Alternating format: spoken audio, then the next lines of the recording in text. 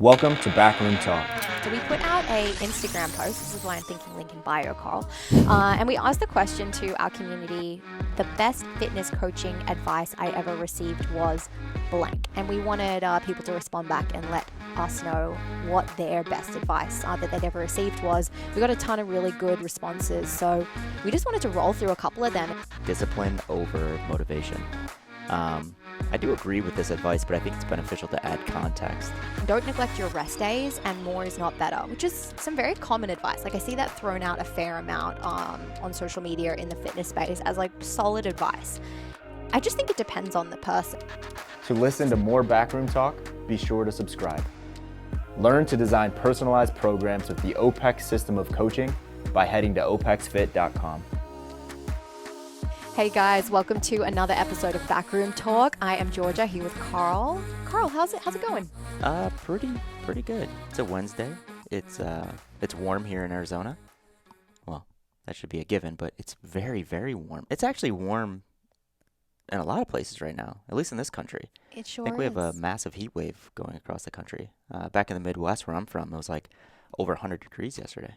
Well, let's talk about more exciting things other than the weather. I know you've been in But I'm so old. Like I love what else do we talk I love about, talking right? about the weather. I do as well. Don't get me wrong, but it makes me a little bit depressed to think about getting hit in the face by 105 degrees when I walk outside. So let's talk about something more exciting, which is you've got CCP cohort going on at the moment. I know you guys have been doing the weekly like implementation calls with those coaches. How's that been? It's going well. I mean, every cohort it's a little bit different, obviously, because you have a bunch of different coaches that you're speaking to and that are implementing the method, and they have different questions and different insights and experiences and so on and so forth. But going really well, and this might just be, I don't know if people are evolving. I have no idea, but it seems like we get better and better engaged coaches on a cohort to cohort basis.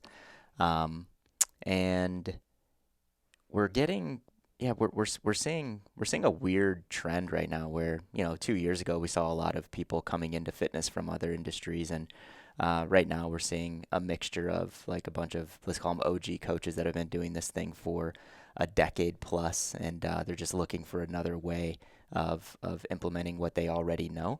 And then we're getting a decent amount of people that are like net new coaches. And the cool thing I'm seeing right now is those net new coaches are like hanging with the coaches that have been doing this for a really long period of time.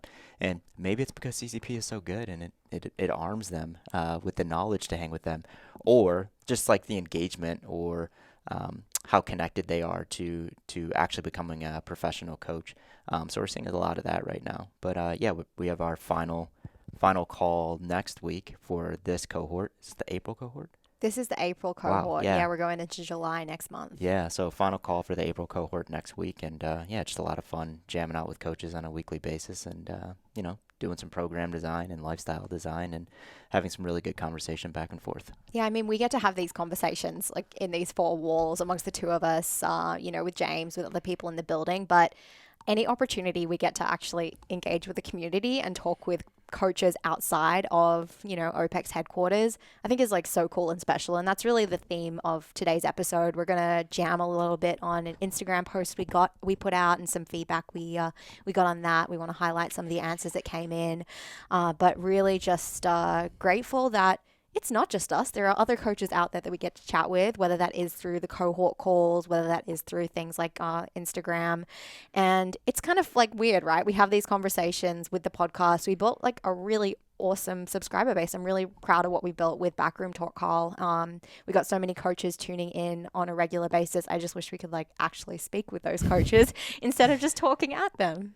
Yeah, maybe one day we'll do like a call in or something like that where we like old school. It's like we have great. Not even on Zoom. It's just like we have people on the phone. I just like put my phone on speaker and we're all just communicating back and forth there. I don't know. Yeah, if you guys are interested in that, let us know. But we did want to say thank you to the people that do download the podcast every week and actually offer you guys something we haven't done before for our July CCP cohort. So we're in the process of wrapping up enrollment for that. I know we do have a few sets of textbooks left.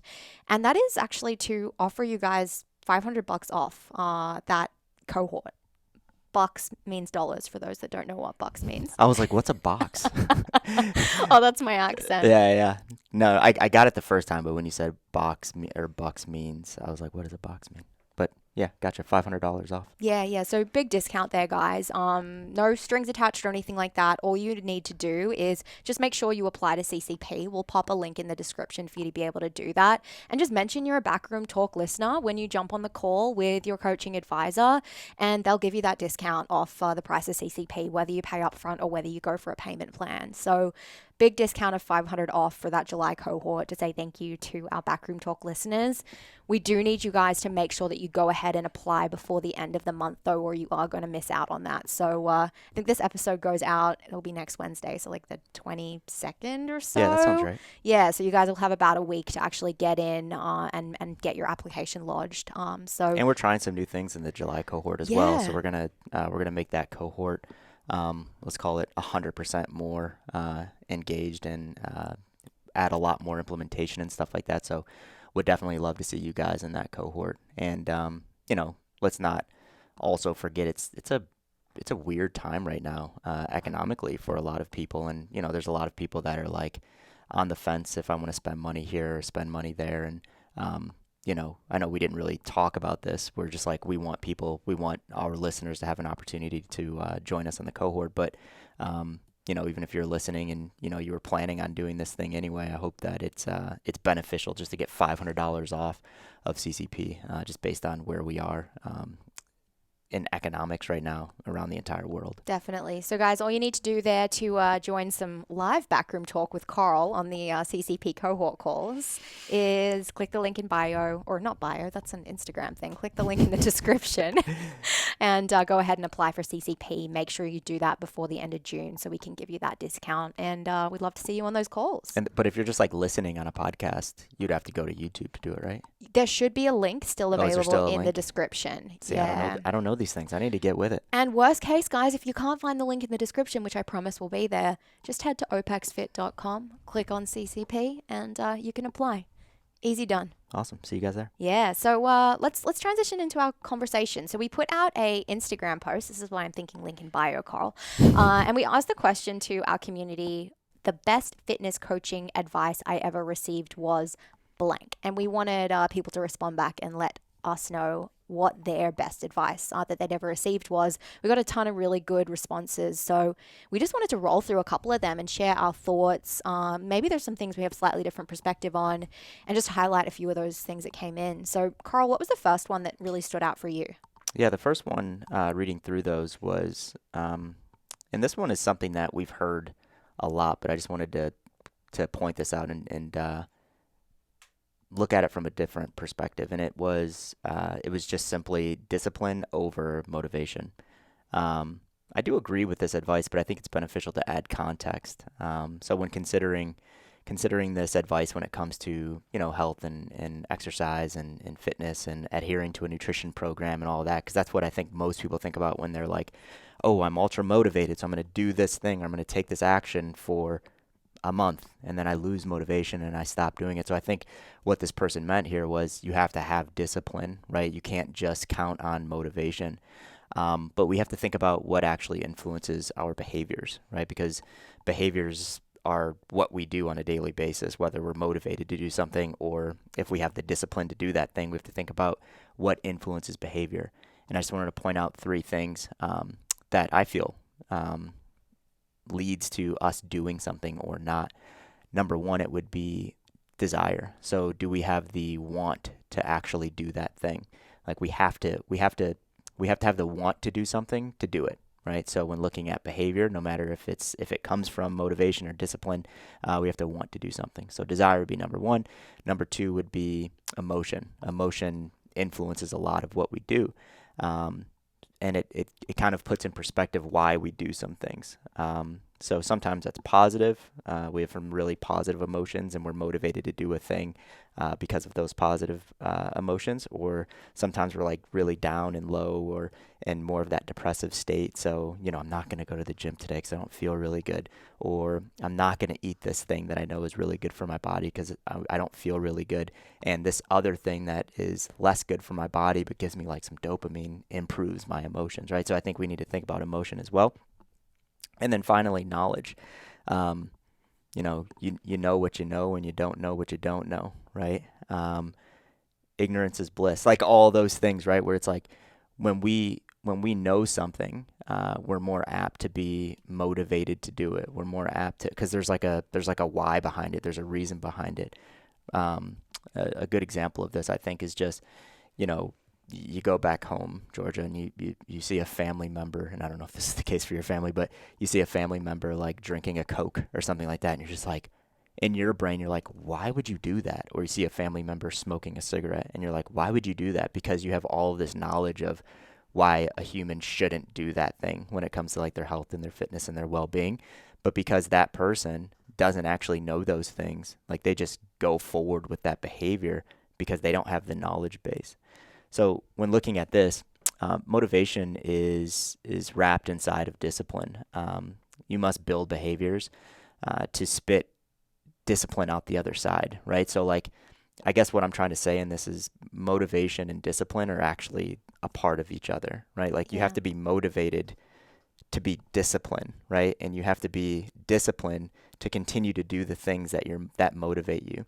Right. So I think if we just look at those three things, the desire, the knowledge, and understand and assess your emotions on a day by day basis, or if you're trying to like change something or build a habit or you want to become more disciplined in something, I think you just need to really look at it and not like separate the motivations and the disciplines behind things, because I just think they're the same. Yeah, I'll add one more thing there, and I think both of those, both discipline and motivation, actually sit inside of environment. Like your ability to be disciplined or your ability to be motivated are so highly driven by the environment that you're in. Mm-hmm. Just think about like if you've decided that you don't want to eat sugar, but then you live in a house that has ice cream in the freezer and cookies in the pantry and like, honey on the table by your breakfast. What are your chances of not eating sugar compared to someone that doesn't have those things? Yeah. Right? I think that discipline becomes much easier when you create an environment where the behavior you don't want to take actually isn't a choice, and it's much harder. So it's probably a different thought, right? Yep. But I think even greater than discipline and motivation is the environment that you're existing within. Yeah. Yeah. But, even on the environment, even keeping that, I don't know, if we were to like build out like a visual of this where like someone is on like a discipline continuum, and if someone is just not a disciplined human, right? It's like they just sit like way at the beginning there. It's like that's someone where I'm like, okay, we really need to focus on environment because you don't really have discipline because, you're not in touch with your emotions. There's no real desire to be disciplined, and you don't have enough knowledge yet, right? As to why doing that thing, eating that sugar, not to like demonize sugar, but just based on that example, why eating that sugar is bad for you or your goals, right? So for that person, it's like, okay, let's wrap them in an environment where they'll more likely be successful. And then as we start to go up on that discipline continuum, I actually don't think environment matters. That's once very someone fair. like gets there, right? Like let's say you were in an environment where a bunch of people were smoking cigarettes outside, you wouldn't start smoking cigarettes, right? Why, right? You have no desire to do it. The knowledge behind why you wouldn't do it is like implanted into your brain. And there's nothing like there's no emotional connection to smoking cigarettes, right? Like you get some people who are like, I'm really stressed out, I need to have a cigarette. Like when you think about, I'm really stressed out, you probably don't think I need to go have a cigarette. You probably want to like go beat people up in jiu-jitsu or Just something. about. But yeah, I do think that's a good point, environment. But I think it's important when you're on the left side of that continuum, and then it gets less and less important as you get to the right side of that continuum. For sure. Well, my first comment that I quite liked that came in on our post was decide what you want to earn, how many clients you can handle, and charge that rate from the get-go. Then exceed that value in your service. So this person is talking more about like the best coaching advice they've received as it has affected their coaching career. We talk about this a lot, right? Mm-hmm. We talk about the idea that a professional coach, and to be a great coach, it's not just about being a coach, it's about actually getting results for your clients and delivering a ton of value. And the idea that you perceive that value is really important as well. Like it's on our door, right? Raise the Mm-hmm. value of fitness coaches. It's obviously something we care about. The little caveat to this one that I think we always need to acknowledge is that you got to be worth that value, right? Mm-hmm. Though, and there are definitely coaches at the front end of their career who are less valuable than they will be in 5 years or 10 years, and that is just the reality of the job. So, I don't want to disagree with what this guy has put out there. I think there's again a ton of value in that. It's just we have to always be mindful of our competency, if whether or not we have an actual track record of getting people results, whether or not the market is ready for that kind of a rate when we're deciding how to set our prices and things like that. Yeah, I agree. We had a good conversation. I was trying to pull it up really quick, but I don't have time. We had a good conversation a couple months ago on a Jim's call, monthly Jim's business call, and we talked about value.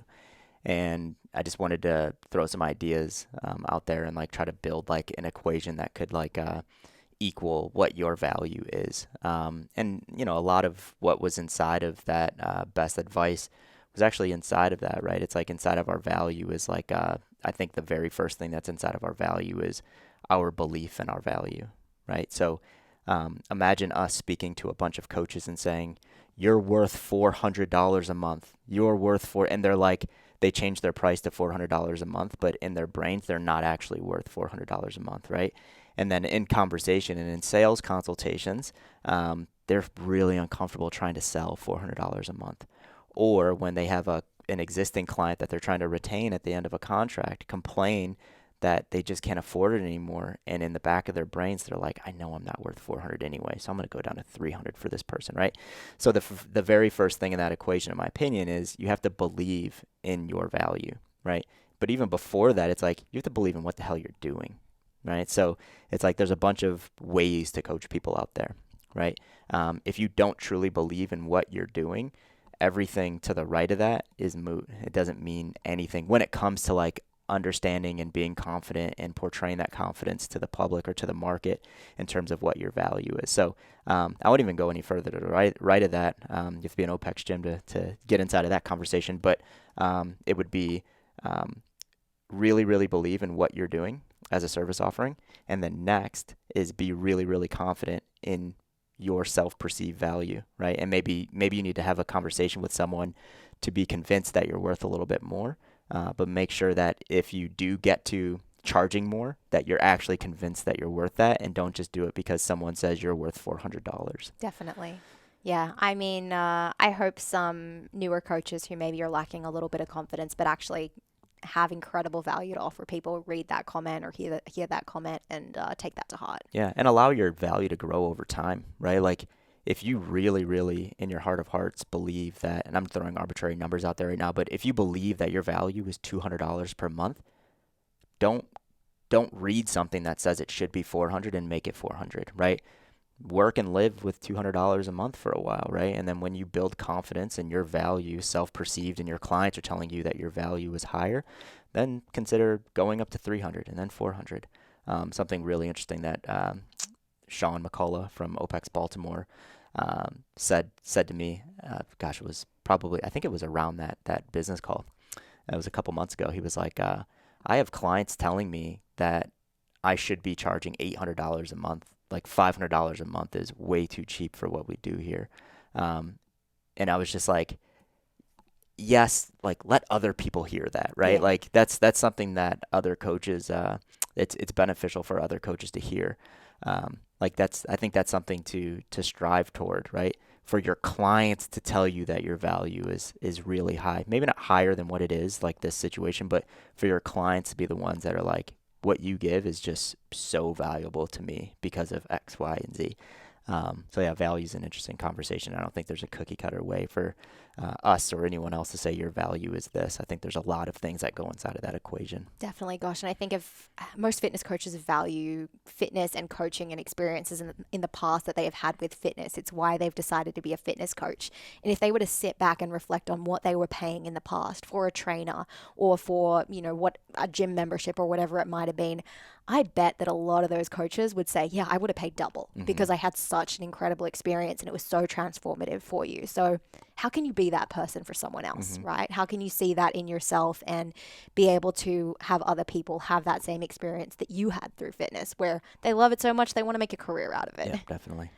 All right. What was the next piece of advice you loved, Carl? Next one that stood out to me was you're never experienced enough to not get coached. Thoughts? Yeah, I think this is really good advice, not only in fitness, but just everywhere, right? Like, if you're a business owner outside of fitness, it's like you can be mentored or coached by someone else that has a different perspective. If you're a coach yourself and you're just like exploring fitness, there's some really good things that come with being coached in the thing that you're an expert at. And those reasons are it's a fresh perspective. It's someone to look at what you're doing through a different lens. It's someone to look at what you're doing through their own biases and their own experiences, because no matter how knowledgeable you are or I am, we don't have that person's biases and experiences. There might be some bad or some baggage that comes along with those things, but there could also be some really good things that come along with that.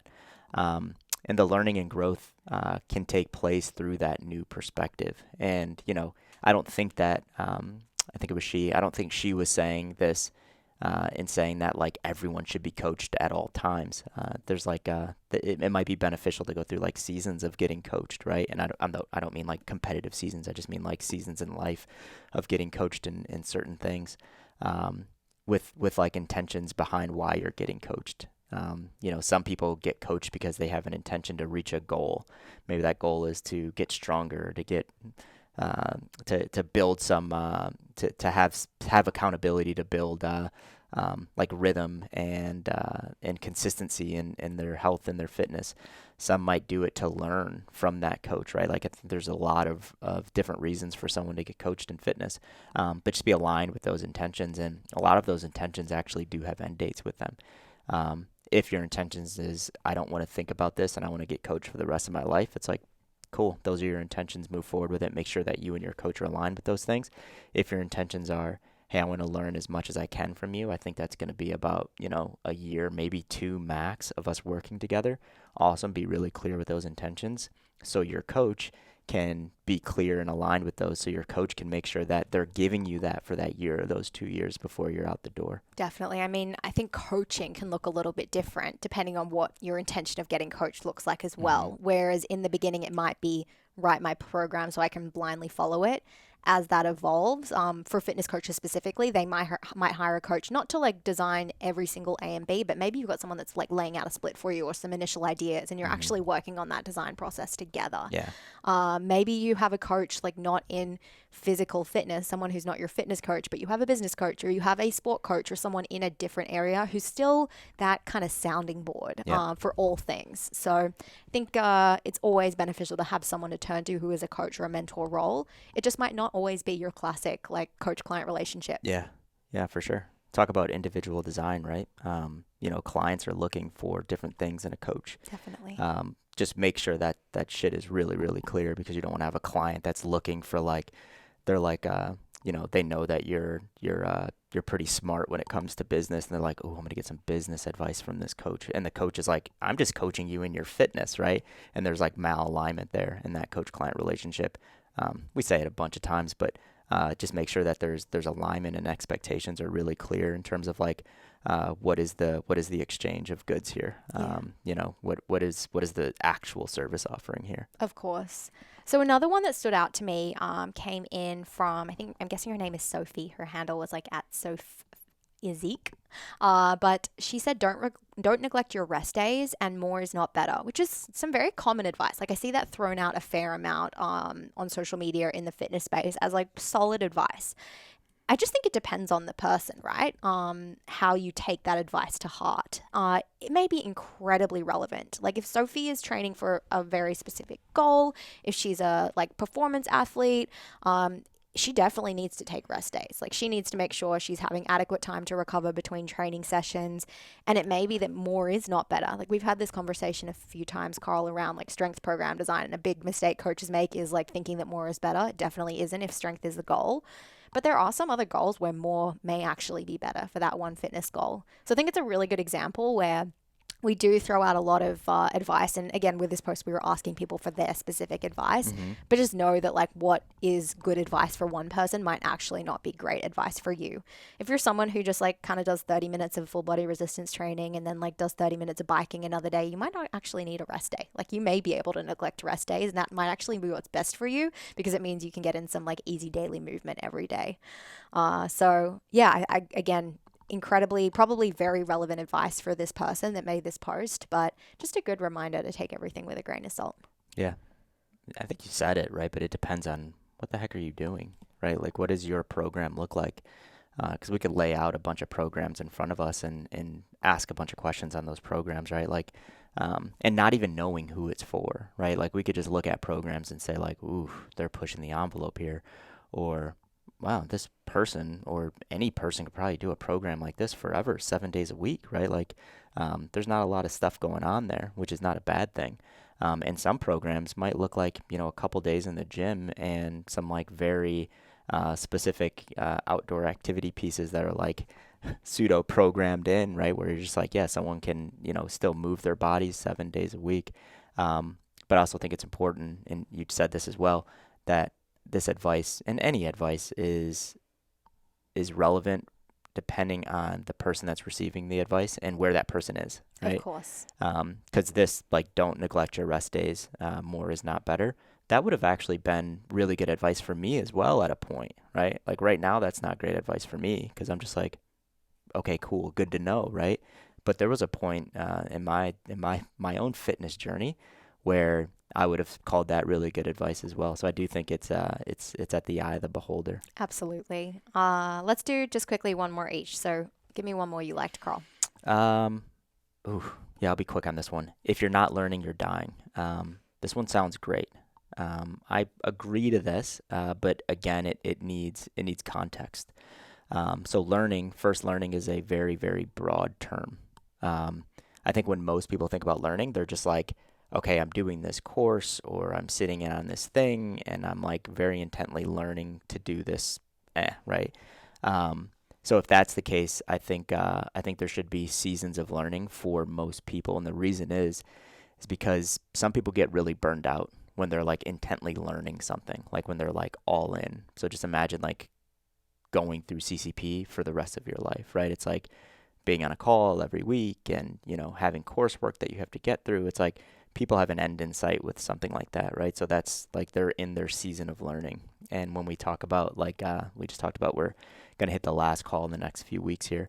When we hit that call, it always comes up like, okay, what now, right? And it's like, take a step back, be okay with not like downloading new information into your brains for a little bit and just go out and just do the thing, right? Like just go and practice what you already learned. Where if someone were to say, take this advice at face value, if you're not learning, you're dying, someone might be really uncomfortable with that advice from me saying like, take a step back. Don't worry about like putting more information in your brain and just go and do. They're like, but I'm not learning. But you are, right? So that's why I agree with this advice, because we don't only learn through coursework, right? We don't only learn by going through very specific education. We can learn by reading a couple times a week on a nightly basis. We can learn by working with people and learning from something every day that we work with those individuals. We can learn by writing new program designs and thinking of new things when we write those new program designs. We can learn when we review program designs and we're like, ooh, that went awesome. Like, let me put that in the back of my head. Or that did not go too well. Why did that not go too well? There's some learnings that come along with all of that. So, although that's good advice, I would say that we have to be really clear on what learning means. And it doesn't always have to be like intent learning. I just put something here. I found that more knowledge in most people's brains actually make them less happy. Yeah. So keep that in mind as well. I'm not saying like stop learning things, but some of the smartest people that I know are also the most nihilistic people that I know, where it's just like, you know so much where everything is bad, if that makes sense, right? So don't become one of those people where you're just like so smart, you know absolutely everything, that nothing really matters and you don't actually believe in anything. This is good advice. Okay, last one I liked was just start, which is very simple advice. And you do see a lot of people putting off goals, putting off starting a new fitness program for Monday or for New Year's or whatever it might be. I just wanted to add to this one, like just start with what you're capable with, because so many people see that like great advice, like don't wait for Monday, just start, like very motivating catchphrases, and they're like all in, they're trying to do it all at once. They go for the most intense version of what healthy behaviors might look like without thinking about what does it mean after day one. How do I go from just starting to enduring and keeping this thing going for the long term? So I would say just start is great advice, but make sure you're just starting right next to your current capabilities. Love it. Yeah. Nothing to add there. So, guys, again, remember, we do have that special $500 off offer for you for CCP. Just make sure you mention that you are a Backroom Talk listener when you go ahead and you schedule your coach advisor call and jump on the call with them, and they will make sure that they hook you up with that deal. Carl would love to have you in the upcoming cohort to have some conversations. So you can look forward to that. Yeah, really would. I mean, yeah, we're really looking forward to this next cohort. It's going to be a lot different than anything we've ever done, while still giving the great information that we've always given. All right, guys. Well, again, make sure you go ahead and you click that link in description, apply to CCP, and join us in the new cohort. Thank you. Bye, guys. Bye.